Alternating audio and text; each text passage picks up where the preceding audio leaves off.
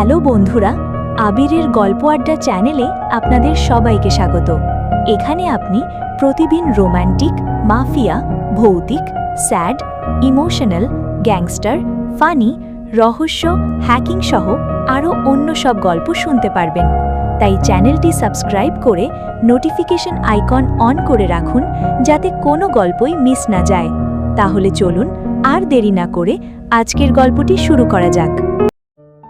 আজ আপনারা শুনছেন পিচ্চি মামাতো বোন যখন ফাজিল গার্লফ্রেন্ড গল্পের ৯ নাম্বার পর্ব।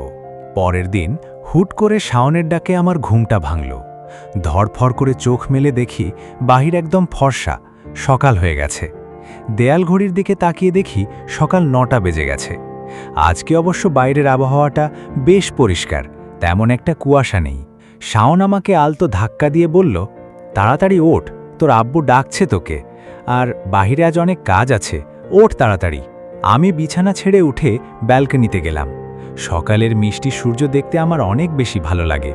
বিশেষ করে এই শীতের সকালের সূর্যটা যেন আমাকে আরও বেশি আকর্ষণ করে। আমি বেশ খানিকটা সময় নিয়ে সেদিকে তাকিয়ে রইলাম। তবে মনের ভেতর তখন একটাই চিন্তা ঘুরপাক খাচ্ছিল, আব্বু হঠাৎ কেন ডাকবে? বাড়ির অন্য কেউ ডাকলে আমার এতটা চিন্তা হয় না, কিন্তু আব্বু ডাকলেই বুকের ভেতর কেমন যেন একটা চিন্তা এসে ভর করে।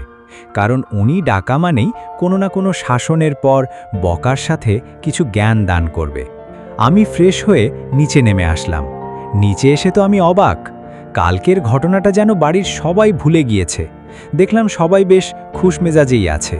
বাড়ির সবাই খাবার টেবিলে বসে নাস্তা করছে। আমি সবার দিকে একবার তাকালাম। হঠাৎ খাবার টেবিলের আব্বুর পাশে বসা একজন ব্যক্তির দিকে তাকিয়ে আমার চোখ দুটো আটকে গেল। আরে, নাদিয়া ভাবির আব্বু, মানে নেহার বাবা এত সকালে আমাদের বাড়িতে কি করছে? উনি আমার দিকে তাকালো, তারপর চুপচাপ খেতে থাকে।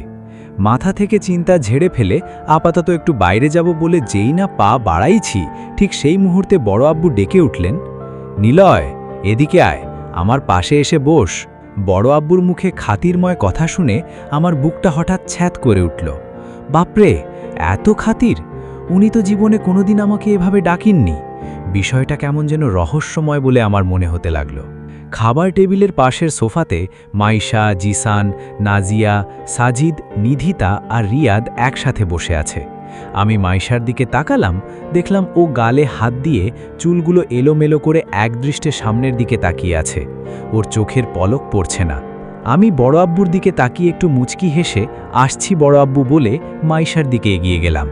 আমি ওর সামনে গিয়ে দাঁড়ানোর পরেও ও আমার দিকে তাকাচ্ছে না। যেমন করে তাকিয়েছিল তেমনই তাকিয়ে আছে, চোখের পলকও ফেলছে না। ওর এই ভঙ্গি দেখেই বোঝা যাচ্ছে ও কিছু একটা ভাবছে। মানুষ যখন গভীরভাবে কিছু চিন্তা করে তখন চোখের দৃষ্টি এক জায়গায় স্থির হয়ে যায়, কারণ ভাবনাতে তখন অনেক কিছুই একসাথে চলতে থাকে, আর সেটা এতটাই মনোযোগী হয় যে মানুষ চোখের পলক ফেলতেও ভুলে যায়। আমি একটু ঝুঁকে ওর মুখের দিকে ভালো করে খেয়াল করলাম। ওমা, ওর চোখে দেখি পানি ছলছল করছে। আমি মাইশার আরও কাছে এগিয়ে যাব, ঠিক সেই মুহূর্তে আমার ফোনটা ভাইব্রেট করে উঠল। একটা মিসড কল এলো। আমি স্ক্রিনটা অন করে চেক করতেই দেখলাম গতকাল রাতে যে অচেনা নাম্বার থেকে কল এসেছিল ঠিক সেই নাম্বারটাই, আর তার ঠিক পরেই ওই নাম্বার থেকে একটা টেক্সট মেসেজ ভেসে উঠল স্ক্রিনে। মেসেজে লেখা, নিলয় সাহেব, আমি অরিন, আমাকে কি ভুলে গেছেন? মেসেজটা পড়ার সাথে সাথে আমার বুকটা কেমন যেন ধক করে উঠল। তবে নাদিয়া ভাবির আব্বু এত সকালে আমাদের বাড়িতে কেন? আব্বু কেনই বা আমাকে ডাকলো? আর এই মাইশারই বা হঠাৎ কি হলো? আমি মাইশার কাঁধে হাত দিয়ে একটা হালকা ধাক্কা দিলাম। ও চমকে উঠে আমার দিকে তাকিয়ে কোনো মতে একটা ম্লান হাসি ফুটিয়ে তুলল। আমাকে সামনে দেখা মাত্রই মাইশা বলল, নিলয়, দেখ তো আমার চোখে কি পড়েছে রে, কখন থেকে পানি ঝরছে, কোনোভাবেই আটকাতে পারছি না, একটু দেখে দে না রে। আমি ওর চোখের দিকে তাকিয়ে কড়া গলায় বললাম, কোন চোখে পড়েছে শুনি? আমি তো তোর দুই চোখেই পানি দেখছি। ও মুখটা সরিয়ে নিয়ে একটু উদাসীন কণ্ঠে বলল, আচ্ছা থাক, বাদ দে, তুই খেতে বস, আমি ওপরে গেলাম। মাইশার এক সেকেন্ডও সেখানে দাঁড়ালো না, হন হন করে ওখান থেকে চলে গেল। আমি ওর যাওয়ার দিকে তাকিয়ে অবাক হলাম। মাইশা তো আমার কাছে কোনো কিছু লুকোয় না, এমনকি ওর জীবনের সামান্যতম কোনো ঘটনা হলেও সে সবার আগে আমার কাছে এসে বকবক করে মাথা খেয়ে ফেলবে। আজ ওর কি হলো? ওর মনটা এত খারাপ কেন? আর ও কেমন যেন আমাকে এড়িয়ে চলার মতো আচরণ করছে। আমি ধীর পায়ে বড় আব্বুর পাশের চেয়ারটায় গিয়ে বসলাম। আমার ঠিক সামনেই আব্বু আর নাদিয়া ভাবির আব্বু কথা বলছিল। বড় আব্বু আমার পিঠে একটা হাত রেখে হাসি মুখে বললেন, কবে কিছু একটা করবি বল তো। যাই হোক, শোন, একটা খুশির খবর আছে, তোর ছোট আব্বু আজকেই এখানে চলে আসছে। আমি অবাক হয়ে বললাম, মানে? বড় আব্বু চায়ের কাপে চুমুক দিয়ে বলল, মানে হলো আমরা সব ঝামেলা ঠিক করে নিয়েছি, আমাদের ভাইদের মধ্যে কোনো ঝামেলা রাখা চলবে না। কালকের ওই ঘটনার পর আমরা ভেবে দেখলাম, সে যদি ওভাবে আমাদের না বাঁচাতো তাহলে আমরা আজ ইজ্জত নিয়ে এখানে বসে কথা বলতে পারতাম না। এখন সব কিছু ঠিকঠাক আছে, তাই আমরা সবাই মেনে নিয়েছি। ও কাল রাতেই ঢাকা থেকে রওনা দিয়েছে, আর নাদিয়ার বাবাও ওই অ্যাক্সিডেন্টের কথা শুনে খোঁজ নিতে ছুটে এসেছে। সব মিলিয়ে আজকে আমাদের খুশির একটা দিন। ওনাদের বাড়ি থেকে লোকজন আসবে একটু পর, তোর ছোট আব্বুরাও আসবে, তুই টুকটাক কাজে একটু হেল্প করিস সবাইকে। বড় আব্বুর কথা শেষ হতেই আমি উঠে আসলাম। ওদিকে শাওনেরা সবাই মিলে খাবার সার্ভ করছে। আমার কেন যেন কোনো কিছুই ভালো লাগছে না। কোনো একটা রহস্য আছে, তা আমি বেশ টের পাচ্ছি। তবে সেই রহস্যের চেয়েও আমার মনটা এখন বেশি খারাপ লাগছে মাইশাকে নিয়ে। কিন্তু ওর মন খারাপ, এটা সত্যি, কিন্তু ওর মন খারাপের কারণে আমার নিজের মনটাও কেন এতটা বিষণ্ণ হয়ে গেল। ধুর, কিছুই মাথায় ঢুকছে না আমার। ভাবতে ভাবতেই আমি মাইশাদের ফ্ল্যাটের দিকে চলে আসলাম। ওর রুমে এসে দেখি ও বিছানায় নেই, রুম ফাঁকা। ওয়াশরুম থেকে পানি পড়ার শব্দ কানে কানে লাগলো। আমি বিছানায় চুপচাপ বসে ওর জন্য অপেক্ষা করতে লাগলাম, কিন্তু ওয়াশরুম থেকে মেয়েটার বেরোনোরই কোনো নাম নেই। অনেকক্ষণ কেটে যাওয়ার পর আমি আর ধৈর্য ধরে রাখতে না পেরে ওকে জোরে একবার ডাকলাম, মাইশা। আমার ডাক শুনে ও কিছুক্ষণ পর বাইরে বেরিয়ে আসলো। দেখলাম ওর চোখ মুখে পানি ছিটানো, আর ওর চোখ দুটো কেমন যেন লাল হয়ে আছে। চোখ দুটো বেশ খানিকটা ফোলা ফোলা লাগছে। আমি মাইশাকে জিজ্ঞেস করলাম, কি হয়েছে তোর? এত সময় ওয়াশরুমে কি করছিলি? মাইশা আমতা আমতা করে বলল, আসলে কিছু না রে, চোখে কি যেন একটা পড়েছিল, খচখচ করছিল খুব, সেজন্য ওয়াশরুমে যেয়ে বারবার পানির ঝাপটা দিচ্ছিলাম। আমি ওর চোখের দিকে তাকিয়ে বললাম, সত্যিই তো? ও জোর দিয়ে বলল, হুম। আমি গম্ভীর হয়ে বললাম, তা চোখ দুটো এত লাল কেন? ও একটু আমতা আমতা করে বলল, কি জানি, তুই মনে হয় একটু বেশিই দেখছিস। আমি একটা দীর্ঘশ্বাস ফেলে বললাম, হতে পারে, বাট তোর হয়েছেটা কি বলতো? কেমন যেন মন খারাপ মনে হচ্ছে তোর। মাইশা একটু ইস্ততস্ত করে বলল, আম্মুর থেকে শুনলাম তোর আর নেহা আপুর নাকি বিয়ের কথাবার্তা হচ্ছে। আমি ওর কথা শুনেই বিরক্তির সুরে বললাম, ভাবিও আমাকে এটা বলেছে। ও একদৃষ্টে আমার দিকে তাকিয়ে বলল, তার মানে তুই বিয়ে করছিস? আমি জোর গলায় বললাম, আরে ধুর, কিসের বিয়ে? ওকে আমার এক মুহূর্তের জন্য সহ্য হয় না। আমি নেহাকে কোনো দিনও বিয়ে করব না, তা সে যাই হয়ে যাক না কেন। কথাটা বের হতেই দেখলাম মাইশার মলিন মুখে যেন হাসি হাসি ভাব ফুটে উঠল। এতক্ষণ ধরে ওর মুখে মন খারাপের যে আভাটা দেখা যাচ্ছিল, তা যেন হঠাৎ উধাও হয়ে গেল। আমি বিছানায় তাকালাম, দেখি বিছানার উপর ওর ফোনটা পড়ে আছে। আমি ওটা হাতে নিতে যাব, অমনিও দৌড়ে এসে আমার আগেই হাত বাড়িয়ে ওর ফোনটা নিজের হাতে তুলে নিল। আমি একটু ভ্যাবাচাকা খেয়ে বললাম, এটা কি হলো? মাইশা বলল, কোনটা? আমি বললাম, তোর ফোনটা নিচ্ছিলাম একটু, ফ্রন্ট ক্যামেরাটা অন করে দেখতাম আমার হেয়ার স্টাইলটা ঠিকঠাক আছে কিনা। মাইশা বলল, তো আয়নাতে যেয়ে দেখ, আমার ফোন কেন নিবি তুই? হ্যাঁ। আমি বললাম, ওকে বাবা, সরি, যা, নেব না তোর ফোন। মাইশা শান্ত হয়ে বলল, হুম। আমি আবার জিজ্ঞেস করলাম, আচ্ছা তুই এসব কথা কখন শুনলি? মাইশা বড় চোখ করে বলল, নেহা আপুর ব্যাপারে? আমি বললাম, হুম। মাইশা বলল, সকালে। কিন্তু তোর আম্মু আদেও এই বিয়েতে রাজি কিনা কে জানে। তুই সত্যি নেহা আপুকে বিয়ে করবি না তো? আমি শক্ত গলায় বললাম, না, কখনোই না। মাইশা আবার জিজ্ঞাসা করল, কেন, কাউকে ভালোবাসিস নাকি? আমি একটা তাচ্ছিলের হাসি হেসে বললাম, ধুর, আর ভালোবাসা? মনের ব্যাটারিটাই তো পুরো নষ্ট হয়ে গেছে রে। নতুন করে একটা ব্যাটারি কেনার মতো এত শক্তি আর এই বুকে নেই। মাইশা ফিক করে হেসে দিল, মানুষের মন আবার ব্যাটারি দিয়ে চলে নাকি? আমিও মুচকি হেসে বললাম, আমারটা চলে। আচ্ছা শোন, ছোট আব্বু আসবে একটু পর। আমি গেলাম। বিছানা থেকে ওঠার সময় তাকিয়ে দেখলাম মাইশার মুখে এখনও হাসি লেগে আছে। যাক, অবশেষে মেয়েটার মনটা ভালো করা গেল। কিন্তু আমি এখনও হিসাব মেলাতে পারছি না, ওর মন খারাপ হলেই বা আমার কি? আমার কেন এত খারাপ লাগছিল এতক্ষণ? এখন অবশ্য ও হাসছে বলে আমার মনটা অনেকখানি হালকা লাগছে। ধুর, কি সব ছাইপাশ চিন্তা যে ইদানিং আমার মাথায় আসছে। আমি যেইমাত্র পুরোপুরি উঠে দাঁড়িয়েছি, অমনি মাইশা ডাকল, নিলয়। আমি ঘুরে দাঁড়িয়ে বললাম, হুম। মাইশা নরম গলায় বলল, তোর মনে আছে রে, ছোটবেলায় তুই আমাকে সাইকেলের পেছনে বসিয়ে আমাদের এখানে একটা ব্রিজ ছিল, সেখানে বিকেলে ঘুরতে নিয়ে যেতিস? আমি বললাম, মনে আছে। মাইশা আবাদারে সুরে বলল, আজকে বিকেলে নিয়ে যাবি একটু? আমি বললাম, আমার তো সাইকেল নেই এখন। মাইশা বলল, বাইক তো আছে। আমি হেসে বললাম, আচ্ছা বাবা, ঠিক আছে, বিকেলেই নিয়ে যাব। কথাটা বলে আমি আর না দাঁড়িয়ে সোজা নিচে চলে আসলাম। নিচে নেমে বাইরে বেরোলাম। বাড়িটা আজ জাঁকজমকভাবে সাজানো হয়েছে, কিন্তু কেন জানি না আমার মনটা আবার খারাপ হতে লাগলো। মাইশাকে নিয়ে চিন্তাটা আমার মাথার ভেতর অনবরত ঘুরঘুর করছে। আচ্ছা, মাইশার মন খারাপ হলেই বা আমার কি? ও আমার কাজিন বলে? না, এটা মোটেও কাজিন হওয়ার বিষয় নয়, নিশ্চয়ই অন্য কিছু লুকিয়ে আছে। আমাদের বাড়ির দরজার সামনের অংশটা অনেকটা পাকা করা আছে।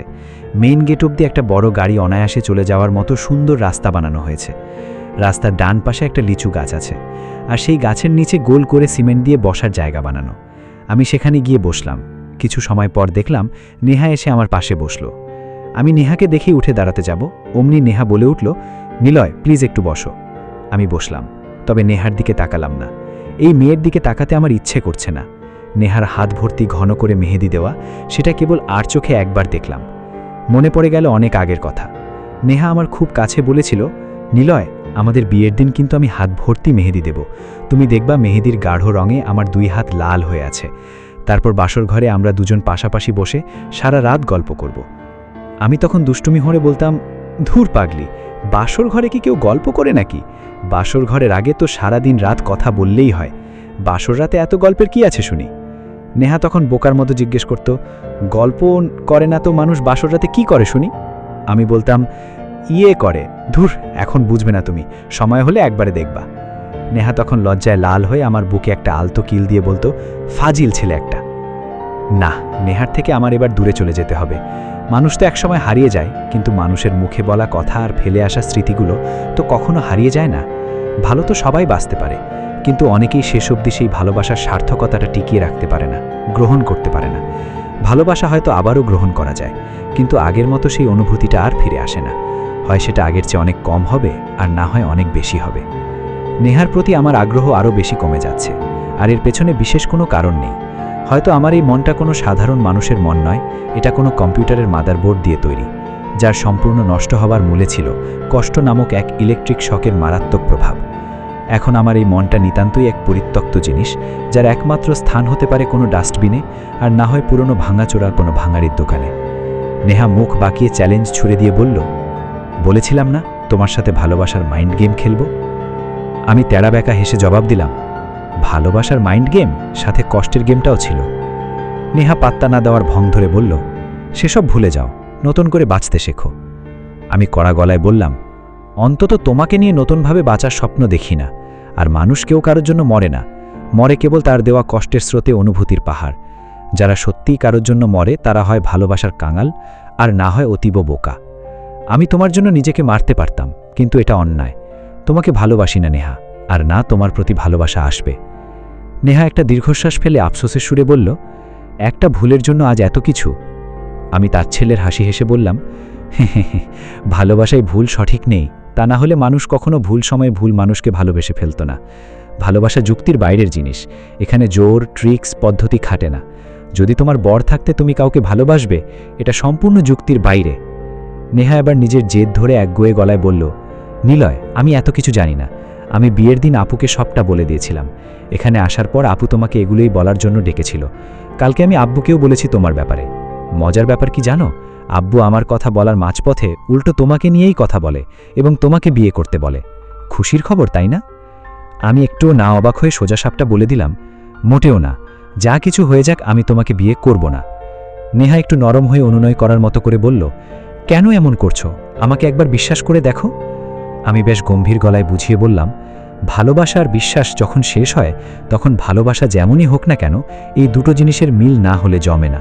প্রেমিক ছাড়া প্রেমের মানুষ যেমন বাঁচে না, তেমনি ভালোবাসা বিশ্বাস না হলে জমে না। তোমার প্রতি কোনো বিশ্বাস আমার আসছে না, আর না ভালোবাসা। আশা করি তুমি আমার অ্যান্সার পেয়ে গেছো। নেহা চেঁচিয়ে বলল, নিলয়, আমি তোমাকে বিয়ে করবই। আমি মুচকি হেসে বললাম, নিলয়ের জেদ খুব খারাপ নেহা, এমন করে জেদ ওঠাবা না আমার।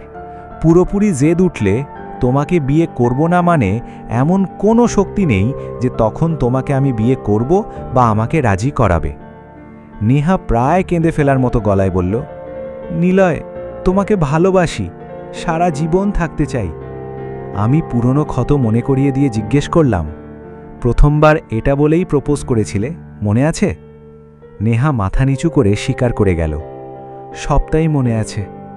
আমি উপহাসের সুরে মাথা নেড়ে বললাম, বাহ, মেয়েরা সত্যিই পারে, সব কিছু মনে থাকার পরও একবারও নিজের দোষটা দেখে না। কিভাবে পারছো এখনও ভালোবাসি বলতে? নেহা বলল, তুমি বেকার জেনেও তোমাকে ভালোবাসি আমি। আমি হা হা করে হেসে উঠলাম। আবারও তফাৎ দেখিয়ে দিলে। আমি বেকার। নেহা চড়া গলায় বলল, সত্যি বলতে তুমি কিছু করো না। আমি ডাক্তার, সব কিছু পরও তোমার কাছে ফিরে আসতে চাচ্ছি। আর তুমি? আমি উঠে দাঁড়িয়ে ঠান্ডা মাথায় বললাম, সেটাই, ভালো থেকো। দুজনে বসে কথা বলছি। ঠিক তখনই বাড়ির ছাদ থেকে সাউন্ড বক্সে আওয়াজ ভেসে আসলো। রিমিক্স করে গান বাজছে। ও মুঝে ছোড়কার जो तुम जाओगे, जो तुम जाओगे, जो तुम जाओगे, ओ मुझे छोड़कर जो तुम जाओगे, बड़ा पछताओगे, बड़ा पछताओगे। আমি মুচকি হেসে বললাম, নেহার প্রতি আজকে সব রাগ জেদ অভিমান একসাথে ঝেড়ে ফেললাম। এখন সত্যি শরীর আর মন অনেক বেশি হালকা লাগছে। জমে থাকা অভিমানের সরোবরের কচুরিপনাগুলো যেন আজকে ছুঁড়ে ফেললাম পারে। আমি বসা থেকে উঠে দাঁড়ালাম। নেহা সবাইকেই বলেছে আমার আর ওর সম্পর্কের কথা। রাজ, ভাইয়া, ভাবি সবাই জানে। ওর বাড়িতেও এটা বলেছে। আর ওর আব্বু আজকেই আমার আর ওর বিয়ের কথা বলার জন্য এসেছে। আমাকে ঢাকাতে যেতেই হবে। বাড়ি থেকে বেরোবো, দেখি ছোট আব্বু আম্মু গাড়ি থেকে নামছে। কিন্তু আমি পুরো হাঁ হয়ে গেলাম ওনাদের সাথে আরও 3 জন লোকদের দেখে। অরিন! আর শিওর অরিনের সাথে ওর মা বাবা আছে। ছোট আব্বু আমাকে দেখেই ছুটে এসে জড়িয়ে ধরে আদুরে বকা দিয়ে বলতে লাগলো, আম্মুকে ভুলে গিয়েছিস তাই না? এবার পুরোপুরি বেঁধে রাখব। দেখছিস, একটা মেয়ে আসছে আমাদের সাথে, ছোট আব্বুর বন্ধুর মেয়ে। মেয়েটা নাকি বিয়ের দিন তোকে দেখেছে, আমাদের সবটা বলেছে। ভাবছি ওর সাথে তোর বিয়ের ব্যবস্থা করব, বাদর ছেলে। আমি হতবাক হয়ে গেলাম। মনে মনে ভাবলাম, মানে টার কি? একদিকে নেহার সাথে বাড়ির সবাই বিয়ে দিচ্ছে, আরেকদিকে ছোট আব্বুর কাছে অরিনের আবদার, আরেকদিকে আমার মনে অন্য কিছু কাজ করছে মাইশাকে নিয়ে। লে হালুয়া! মনের হার্ড ডিস্ক আজকে 3টে পেনড্রাইভের চাপে ফুল হয়ে গেছে। এখন তো দেখি রিস্টার্ট করেও কাজ হবে না। ওরে কেউ ভাইরাস খবর দে, মনের হার্ড ডিস্ক খালি করতে হবে। তারপর আমার দিকে অরিন তাকিয়ে আছে। আমি ওর দিক থেকে চোখ সরিয়ে নিলাম। এটা কি হচ্ছে আমার সাথে? একদিকে অরিন, আরেকদিকে নেহা, কিন্তু এই 2 জনের প্রতি আমার কোনো রকমের অনুভূতিই আসছে না। সব কিছু কেমন যেন অন্যরকম মনে হচ্ছে আমার। হুট করে এত কিছু একসাথে হয়ে যাবে তা আমি স্বপ্নেও ভাবিনি। বাবা, চাচারা ছোট আব্বুকে কল করে পারিবারিক রেশারেশি ভুলে বাড়িতে ডাকল। আবার ওদিকে অরিনের আব্বু হলো ছোট আব্বুর বন্ধু, তার ওপর আবার নেহার আব্বুর এখানে আগমন। সব কিছু আমার কাছে কেমন যেন গোলমেলে লাগছে। কিন্তু আমি একটা কথা ভেবে অবাক হচ্ছি, সবাই সামনে থাকার সত্ত্বেও আমার মন যেন কেমন যেন অন্য একটা জায়গায় গিয়ে আটকে গেছে। আমি ওখান থেকে বাইরে চলে আসব, ঠিক সেই সময় পিছন থেকে বেশ স্পষ্ট গলায় শুনতে পেলাম, নিলয়, একটু দাঁড়াও। আমি ঘুরে তাকাই, দেখি নেহার আব্বু দাঁড়িয়ে আছে। তিনি আমার একদম কাছে এসে বলল, চলো একটু বাহিরে যাই, তোমার সাথে আমার কিছু কথা আছে। ওনার কথা শুনে আমার বুকটা কেমন যেন ধক করে উঠে গেল। আমি কিছু না বলে ওনার সাথে বাইরের দিকে গেলাম। কিছুটা হাঁটার পর তিনি আমার দিকে তাকিয়ে কৃতজ্ঞতার সুরে বলল, আমি জানি নিলয়, আমার জমিটা ফিরে পেয়েছি তোমার জন্যই। এমপি সাহেব আমাকে সব কথা বলেছে। আর হ্যাঁ, উনি আমাকে এটাও বলেছে যাতে আমি তোমার কাছে ওনার বিষয়ে একটু গুণগান করি। যে ভয়টা পাচ্ছিলাম ঠিক সেটাই হলো। আজকে রাতেই ঢাকায় চলে যাব, এখানে আর থাকা হবে না। আমি যা করি সেটা যদি আমার বাবা, চাচারা, এমনকি বাড়ির কেউ জানতে পারেন, তবে ওনারা আমাকে কখনোই গ্রহণ করবেন না। এর কারণ হলো ওনাদের ইচ্ছে আমি যেন ইঞ্জিনিয়ার হই, কিন্তু আমি ওনাদের সেই কথা রাখিনি। নেহার আব্বু আমার নীরবতা দেখে বলল, আমি সত্যি অনেক বেশি অবাক হয়েছিলাম বাবা। তোমার ব্যাপারে এতদিন যা জানতাম তা হলো তুমি একটা বেকার ছেলে। কিন্তু যখন এমপি সাহেব তোমাকে স্যার স্যার বলে ডাকলো তখনই অবাকটা হই। আমি একটু কাঁচুমাচু হয়ে মাথা চুলকে বিনীতভাবে বললাম, আরে না না স্যার, আপনি ভুল ভাবছেন, আমি আসলে তেমন কিছুই করি না। তিনি আমার কথায় হালকা হেসে বললেন, আচ্ছা ওসব কথা এখন বাদ দাও, তোমাকে যে কথাটা বলতে আমি এখানে এসেছি তা হলো। উনি এতটুকু বলে একটু থামল। আমরা কথা বলতে একটা বড় চায়ের দোকানে এসে বসলাম। শীতের সময়ে চায়ের সাথে বিস্কুট কিংবা পাউরুটি চুবিয়ে খেতে বেশ লাগে। আমি দোকানের মামাকে ইশারায় দুটো চা দিতে বললাম। আলিম সাহেব বলল, নেহা আমাকে ফোন করেছিল, ও আমাকে তোমার কথা বলেছে। তোমাকে তো সে ছোটবেলা থেকেই চেনে, তোমাদের পরিচয় আর বন্ধুত্ব অনেক আগে থেকেই। তোমরা একসময় একে অপরকে ভালোবাসতে তা আমি জানি, কিন্তু মাঝে কোনো একটা কারণে তোমাদের দুজনের সম্পর্কটা নষ্ট হয়ে যায়। যদিও সেই সম্পর্ক নষ্টের মূলে আমার মেয়েটাই ছিল, কিন্তু একটা কথা কি জানো নিলয়, জীবনে প্রতিষ্ঠিত হতে হলে মানুষকে অনেক কিছুই ত্যাগ করতে হয়, আর তুমি যদি একবার প্রতিষ্ঠিত হতে পারো তবে তোমার কাছে সেই ত্যাগকৃত জিনিসের থেকেও অনেক বেশি দামি কিছু ফিরে আসবে বাবা।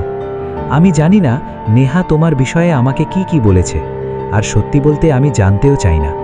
আমি নেহাকে এখন আর চাই না। বাড়ির অনেকেই নেহা আর আমার বিয়ের ব্যাপারে আলোচনা শুরু করে দিয়েছে, হয়তো আপনিও এটা জানেন, কিন্তু আমি আপনাকে সাফ জানিয়ে দিচ্ছি, আমি নেহাকে কোনো অবস্থাতেই বিয়ে করব না। আমার এমন স্পষ্ট কথা শুনে ওনার মুখটা কালো হয়ে গেল। তিনি একটু অনুনয়ের সুরে বললেন, দেখো নিলয়, আগে যা হয়েছে সেটা ভুলে যাও, দুজনে মিলে নতুন করে সব শুরু করো। আমরা সবাই চাই নেহাকেই তুমি বিয়ে করো, তোমাদের 4 হাত এক হোক, এটাই আমার শেষ ইচ্ছা। আমি আর কোনো কথা না বাড়িয়ে উঠে দাঁড়িয়ে বললাম, এখন কোনোভাবেই এটা সম্ভব না স্যার, সরি। আমি চায়ের বিলটা মিটিয়ে ওনাকে ওখানেই রেখে একাই চলে আসলাম। কেমন যেন একটা রাগ আর অসহ্য অনুভূতি হচ্ছে সব কিছু নিয়ে। এই নেহাকেই কেন বারবার আমার চারপাশে ঘুরঘুর করতে হবে? আবার ওদিকে অরিন এসেছে, অরিনকেও সব কিছু বুঝিয়ে বলতে হবে। অরিনকে তো আমার ভালোবাসতেই ইচ্ছে করছে না। কি যে হলো হুট করে, এই আমার মনের অ্যান্টেনা যেন পুরোপুরি জ্যাম হয়ে গেছে। হাঁটতে হাঁটতে বাড়ির কাছাকাছি আসতেই হঠাৎ কয়েকটি গাড়ি আমাদের বাড়ির ভেতরে প্রবেশ করতে দেখলাম। আমি একটু সামনের দিকে এগিয়ে গেলাম। গাড়ির দরজা খুলে এক এক করে অনেকেই দেখলাম নামছে। বাড়ির সবাই গাড়ির আওয়াজ পেয়ে বাড়ির দরজার কাছে এসে দাঁড়িয়ে পড়েছে। মামুন, শাওন, রিয়াদ, আরাফ, জিসান, সাজিদ সবাই মিলে এক প্রকার দৌড়ে গিয়ে ওনাদের লাগেজপত্রগুলো এগিয়ে নিয়ে যাচ্ছে। সবার নামা শেষে একজন ব্যক্তি গাড়ি থেকে নামল। সবাই সেই ব্যক্তির দিকে তাকিয়ে আছে। চোখে কালো সানগ্লাস, কালো কোট, সাদা শার্টের সাথে ইন করে কালো প্যান্ট, সাথে দামি লোফার। চুলগুলো ছোট ছোট করে কাটা হলেও বেশ স্টাইল করে লাল কালার করা। বোঝাই যাচ্ছে বেটা কোনো বড় অফিসের লোক বা নিজস্ব কোনো অফিস আছে। নিধিতা বলল, রাহাত ভাইয়া। নিধিতাকে দেখলাম নামটা উচ্চারণ করে দৌড়ে এগিয়ে আসছে রাহাত নামের ছেলেটার দিকে। দৌড়ে এসে জড়িয়ে ধরে বলে, ভাইয়া তুই এতদিন আসিস নাই কেন? বিয়ের দিন তোকে অনেক মিস করেছিলাম, এত কাজ কেন তোর? ভুলে যাস শুধু আমাদের? রাহাত তখন হেসে বলল, ধুর গাধি, ভুলবো কেন, এই তো চলে এসেছি। ঠিক তখনই আলিম সাহেব এগিয়ে এসে বলে, আরে রাহাত কেমন আছিস? রাহাত বলল, এই তো মামা, ভালো আছি, আপনি? আলিম সাহেব বললেন, ভালো। তার মানে রাহাত হলো নেহার ফুপাতো ভাই। হয়তো কাজে ব্যস্ত ছিল বলে বিয়ের দিন দেখা হয়নি ছেলেটার সাথে। দেখতে তো আমার বয়সেই মনে হচ্ছে। ছেলেটা একবার আমার দিকে তাকালো, আমার কাছে এসে বলল, আর ইউ নিলয় রাইট? ও সরি, আমি রাহাত, নেহা বা নাদিয়ার ফুপাতো ভাই। শুনলাম তুমি নাকি নেহাকে বিয়ে করছো। আমার মামাতো বোনকে তুমি বিয়ে করছো, তোমার মামাতো বোনকে তাহলে আমিও বিয়ে করে বউ সাজিয়ে নিয়ে যাব? Don't mind bro, I am just kidding, bye, পরে আলাপ করা যাবে। রাহাত নামের ছেলেটা হাসতে হাসতে চলে গেল, কিন্তু যাবার সময় আমার পিছনে দাঁড়িয়ে থাকা মাইশার দিকে ঠিকই কিছু সময় তাকিয়ে থেকে চলে গেল। মেজাজটা তখনই খারাপ হয়ে যায় আমার। সব ঠিক ছিল, কিন্তু ও মাইশার দিকে তাকিয়ে কেন ছিল, আর শেষের কথাটা কেন এভাবে বলল? ভাবতে ভাবতে বাড়ির মধ্যে প্রবেশ করলাম। অনু এসেছে, অনুর সাথে ওর কয়েকজন বান্ধবীও এসেছে। মামুনকে দেখলাম একটু ভাবসাব নিতে, সাথে আরাফও, কারণ আরাফ জেনেই গেছে আমার সাথে নেহার বিয়ের কথা হচ্ছে। তাই আরাফের মনটা কেমন খারাপ হলেও অনুর বান্ধবীদের দেখে যেন কেমন ভালো হয়ে গেল। পুরো বাড়িটা তখন গিজগিজ করছে, কোনো রুম খালি নেই। মাইশা উপরে যাবে, আমি ডাকলাম, ও আমার সামনে এসে দাঁড়িয়েছে। কি জানি কি হলো, ওর উপর রাগ ঝাড়তে বেশি ইচ্ছে করলো আমার। বললাম, তোকে বাইরে আসতে কে বলেছে? মাইশা বলল, কেন? আমি বললাম, কেন মানে, তুই বাইরে আসছিস কেন? ছেলেরা এসেছে, তুই বাইরে কি করতে গেছিলি? আর সবসময় এত চুলের স্টাইল দিতে হয় কেন তোর? ছেলেরা যেন তাকায় সেজন্য? এরপর যদি রুম থেকে বের হইস না, তোর খবর আছে, সামনে থেকে যা, আর একদম স্টাইল দিয়ে চলবি না। মোট কথা, রুম থেকে বেরোই হবি না। মাইশা আমার দিকে চোখ বড় বড় করে কিছুক্ষণ তাকিয়ে রইল। আমি নিজেই অবাক হয়ে তাকিয়ে রইলাম মাইশার দিকে। আমি এত ঝাড়ি দিয়ে কখনো ওর সাথে শাসন করে কথা বলিনি, তবে আজকের শাসনটা কেমন যেন অনেকটা আলাদা লাগছে। আমি নিজেই অবাক হচ্ছি, আমি ওকে কী সব বলেছি, কেন বলেছি? আমারই কি, ও ওর মতো থাকবে, কিন্তু আমার রাগ লাগছে কেন? রাহাত ছেলেটা ওর দিকে তাকিয়েছে বলে রাগ লাগছে, কিন্তু কেন? মাইশা বলল, নিলয় ভাইয়া তুই ঠিক আছিস? আমি বললাম, ওই কি বললি ভাইয়া মানে? মশা, সামনে থেকে দূর হ তুই। মাইশা বলল, আরে আরে তুই তো বলেছিলি ভাইয়া ডাকতে। আমি বললাম, তো তুই কি ডেকেছিলি, এখন কেন ডাকছিস? মাইশা বলল, আমার এখন ইচ্ছে হয়েছে। আমি বললাম, মাইশা বোন আমার, যা উপরে যা। মাইশা বলল, আরে তখন নিধিতা ওর ভাইয়াকে কি সুন্দর করে না ভাইয়া বলল, তাই ভাবলাম তোকে একটু বলি। বাপ রে, আমার ভাইয়াটার কি রাগ! আমি বললাম, না আপু, রাগ কেন করব? মাইশা বলল, আপু কে রে? আমি বললাম, তুই। মাইশা বলল, হুট, যাচ্ছি উপরে, আর শোন বিকেলে কিন্তু ঘুরতে নিয়ে যাবি। আমি বললাম, মাইশা চলে গেল। আমি অবাক হলাম, কি হলো এটা? আমি মাইশার সাথে রাগ দেখালাম কেন? সে ভাইয়া ডাকবেই তো, এতে কেন রাগ করব? আমি সবকিছু মাথার উপর দিয়ে যাচ্ছে। মন খুব ছ্যাঁচড়া একটা জিনিস, বেটা শয়তান, ফাউল, হারামি। মানুষের মন এত বাজে, অন্যের বউকে নিজের বউয়ের থেকে বেশি ভালো লাগে, কখন যে কার প্রতি আকৃষ্ট হয় নিজেই জানে না। হারামি মনের কথা শুনতে গেলে সবকিছু হারাতে হয়। ধুর, ভালো লাগে না। দুপুরে সবাইকে খাবার দেওয়া হয়েছে। আত্মীয়দের খাওয়ানোর সময় বাড়ির সবাই সেখানে উপস্থিত ছিল। রাহাতকে দেখলাম ওদের বাড়ির সবারই বেশ প্রিয়। রাহাত আসাতে বাড়ির সবাই যেন ওকেই নিয়ে বেশি বিজি হয়ে পড়েছে। আমি সিঁড়িতে দাঁড়িয়ে দূর থেকে রাহাতের কাণ্ড দেখছি। সে নেহার সাথে বেশ ভালোই মজা করছে। একবার ওর গাল টেনে ধরছে, তো আরেকবার নাক টেনে আদর করে দিচ্ছে। আমি দূর থেকে সেগুলো দেখছি আর মুচকি হাসছি। 5 বছর আগে হলে নেহার আশেপাশে অন্য কোনো ছেলেকে ওভাবে দেখলে আমার বুকটা ফেটে প্রচণ্ড রাগ আর হিংসে হতো, কিন্তু আজকে যেন কেমন আমার ভেতর তেমন কিছুই হচ্ছে না। তবে কি সত্যিই নেহাকে আমার মনের হার্ড ডিস্ক থেকে নেহা নামক ফাইলটা ডিলিট হয়ে গেছে? কথাগুলো এক মনে ভাবতে ভাবতেই হঠাৎ অনুভব করলাম আমার বাম হাতের আঙুলের উপর কারো যেন একটা নরম ঠান্ডা হাত আলতো করে স্পর্শ করল। আমি চমকে উঠে পেছন ঘুরে তাকাতেই দেখি পাশে অরিন দাঁড়িয়ে আছে। আমি বেশ থতমত খেয়ে গেলাম। অরিনের ঠিক পিছনে কয়েক ধাপ সিঁড়ির ওপরে মাইশাও দাঁড়িয়ে আছে। মাইশার দিকে তাকিয়ে দেখলাম সে রাহাত আর নেহার ওই খুনসুটিগুলো দেখছে। আমি সাথে সাথে অরিনের ছোঁয়া থেকে বাঁচতে এক ধাপ সরে এসে দূরত্ব বজায় রেখে দাঁড়ালাম। অরিন আমার অমন সরে যাওয়া দেখে একটু হেসে জিজ্ঞেস করল, কেমন আছেন নিলয় সাহেব? আপনাকে একটা কল দিয়েছিলাম। আমি কিছুটা অপ্রস্তুত হয়ে বললাম, ওটা কি তোমার নাম্বার ছিল? অরিন বলল, তা কথা বলেননি কেন? আমি আমতা আমতা করে বললাম, এমনি ধরিনি। আচ্ছা শোনো, তোমার সাথে আমার কিছু জরুরি কথা আছে। অরিন বেশ আগ্রহ নিয়ে বলল, জি বলেন, আমি তো শোনার জন্য সবসময়ই প্রস্তুত। আমি ওর চোখের দিকে তাকিয়ে জিজ্ঞেস করলাম, সত্যিই প্রস্তুত তো? অরিন মাথা নেড়ে বলল, আমিও আজকে আপনাকে অনেক কিছু বলতে চাই। আমি একটু গম্ভীর হয়ে বললাম, কিন্তু আমি জানি তুমি ঠিক কি বলতে চাও, তবে তুমি এটা জানো না যে আমি তোমাকে কি বলতে চাই। আজকে সব কিছুর একটা শেষ সিদ্ধান্ত জানাবো তোমাকে। কথাটা বলেই রাহাত আমাকে এড়িয়ে মাইশার দিকে এগিয়ে গেল। আমি কপালকুচকে বিরক্তি নিয়ে সেদিকে তাকিয়ে আছি। কি ব্যাপার, ওর সমস্যাটা কি? রাহাত কেন শুধু শুধু বারবার মাইশার দিকেই এমন করে এগিয়ে যাচ্ছে? রাহাত মাইশার মুখোমুখি দাঁড়িয়ে বলল, হ্যালো বেয়ান, কেমন আছেন? আমি কিন্তু আপনার কথা অনেক শুনেছি। নেহার বিয়ের পুরো ভিডিওটা আমার কাছে আছে। আপনাকে বিয়ের দিন থেকেই ভিডিওতে দেখেছিলাম। আপনার নাম মাইশা, তাই না? জানেন, আমার পছন্দের কিছু সুন্দর নাম আছে। মাইশা নামের তার মধ্যে একদম প্রথম একটা নাম। ইচ্ছে ছিল যদি কখনো কাউকে মন থেকে ভালোবাসি, তবে মাইশা নামের কাউকে ভালোবাসব। কিন্তু কপাল খারাপ হলে যা হয় আর কি। এক মাইশা নামের আন্টিকে পেয়েছিলাম, আর শেষে কি এক কেলেঙ্কারিতে যে পড়েছিলাম। সত্যি বলতে আমি আপনার বিরাট ফ্যান। আপনার হেয়ারস্টাইলটা কিন্তু দেখার মতো কিউট। মাইশার কাছে দাঁড়িয়ে রাহাত এক নাগাড়ে কথাগুলো বলল। আমি মাইশা আর রাহাতের দিকে তাকিয়ে আছি। মাইশা ওই অচেনা উটকো ছেলের কথা শুনে খিলখিল করে হেসে উঠল। মেজাজটা ঠিক তখনই আমার চরম লেভেলে খারাপ হয়ে গেল। মানেটা কি? মাইশা ওই অচেনা উটকো ছেলের কথা শুনে ওভাবে আহ্লাদ নিয়ে হাসবে কেন? আর ছেলেটা এতগুলো কথা ফাজলামি করে বলল, অথচ মাইশা কোনো রিয়্যাক্ট না করে দাঁত বের করে হাসছে। এই মেয়ে তো দেখছি আস্ত একটা ফাজিলের শেষ। মাইশা হাসতে হাসতে রাহাতকে বলল, আপনি অনেক বেশি কথা বলল, আপনার কথা বলার স্টাইলটা কিন্তু অনেক কিউট। রাহাত একগাল হেসে বলল, থ্যাংক ইউ। আচ্ছা, আমি তো এখানকার কিছুই চিনি না, আমাকে কি একটু এদিক ওদিক ঘুরিয়ে দেখাবেন সব? মাইশা সহজ গলায় বলল, দেখাবো। রাহাত এবার একটু ঝুঁকে জিজ্ঞেস করল, আচ্ছা একটা কথা বলি? মাইশা বলল, জি বলুন। রাহাত বলল, আপনাকে দেখলে মনে হয় আপনি বেশ রাগী, কিন্তু আপনার মাঝে এমন স্পেশাল কিছু একটা আছে যেটা দিয়ে আপনি যাকে ভালোবাসবেন তাকে সব কিছু দিয়ে আগলে রাখতে পারবেন। মাইশা আবারও হেসে উঠে বলল, না রে ভাইয়া, সেরকম কিছুই নেই, আমি আসলে ভীষণ ঝগড়ুটে। রাহাত অবাক হওয়ার ভান করে বলল, কে বলল? মাইশা আমার দিকে ইশারা করে বলল, নিলয়।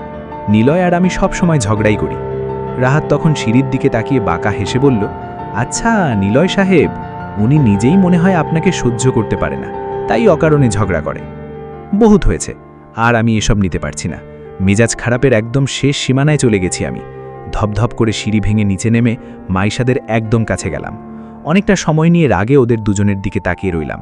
তারপর সবার সামনেই মাইশার হাতটা চেপে ধরে বললাম, তোর আব্বু না তোকে নিচে কি একটা কাজ করতে বলেছিল, মনে নেই? কাজ কেন ভুলে যাস বলতো? তাড়াতাড়ি আয়, আমার সাথে কাজটা কমপ্লিট করতে হবে। ওকে আর একটা শব্দও বলার সুযোগ না দিয়ে মাইশাকে টানতে টানতে আমি ওইখান থেকে নিয়ে চলে গেলাম। তারপর আজ এই পর্যন্তই। আগামী পর্বের জন্য অপেক্ষায় থাকুন। গল্পটি কেমন লাগলো কমেন্টে জানাতে ভুলবেন না। ভালো লাগলে লাইক, কমেন্ট এবং সাবস্ক্রাইব করে আমাদের সাথে থাকুন। আবার দেখা হবে নতুন কোনো গল্পের নতুন অধ্যায়।